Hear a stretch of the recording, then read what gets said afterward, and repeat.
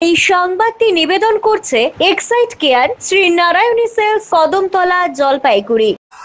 মেলায় ট্রেন দুর্ঘটনা, আস্ত বগি লাইনচ্যুত হয়ে পড়ল জলাশয়ের ধারে, জখম একই পরিবারের শিশু সহ 3 জন।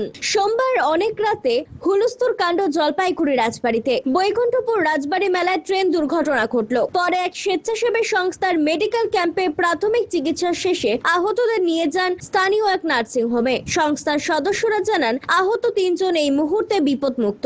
রাজবাড়ির ঐতিহ্যবাহী মনসা পুজোর মেলা প্রাঙ্গণে এই রাইডসে দুর্ঘটনাগ্রস্ত বগিতে থাকা জলপাইগুড়ি সমাজপাড়ার একটি পরিবারের 5 বছরের শিশু সহ 3 জন আহত হয়েছেন। সঙ্গে সঙ্গে মেলায় ভলেন্টিয়ার ও পুলিশ আহতদের উদ্ধার করেন। স্বেচ্ছাসেবী সংস্থার ফ্রি অ্যাম্বুলেন্স সেবা নিয়ে আহতরা বাড়ি ফেরেন। কালকে আমরা ফ্যামিলি নিয়ে রাজবাড়ির মেলাতে গেছিলাম। তো রাজবাড়ি মেলায় গিয়ে বাচ্চার যা হয় সে বিভিন্ন রাইডস চড়বে। তো আমরা যেটা ড্রাগন ট্রেন, সেই ড্রাগন ট্রেনটা উঠেছি। ওঠার পর আমরাই নিজেরা, আর কোনো লোক ছিল না। তো চালু করেছে, চালু করার পর দেখছি যে একদম পুকুর ধার দিয়ে ঘুরছে। তা আমার বউ ভয় পেয়েছে, বললো নেমে যায়। আমরা হ্যাঁ নেমে যাই।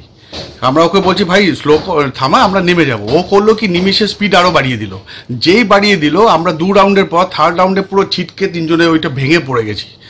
যে জিনিসটা ছিল, যেটা আমাদের বসেছিলাম, প্ল্যাটফর্ম পড়ে গেছি। আমাদের তো আর কোনো ঠিক নেই, হুঁশ নেই।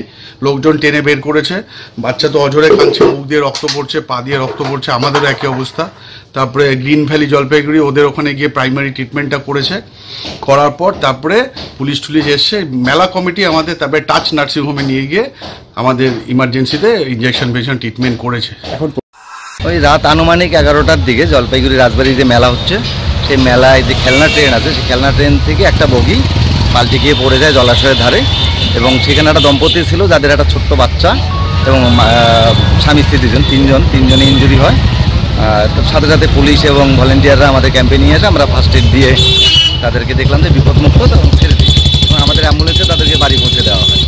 পরিস্থিতি কেমন, কি জানলেন? হ্যাঁ, বাচ্চাটার একটু ভালোই ব্যথা পেয়েছে, পায়ে অনেকটা কেটে গেছে। আর বাকি 2 জন মোটামুটি সুস্থ, প্রাথমিক চিকিৎসার পরে তারা সুস্থ হয়ে গেছেন।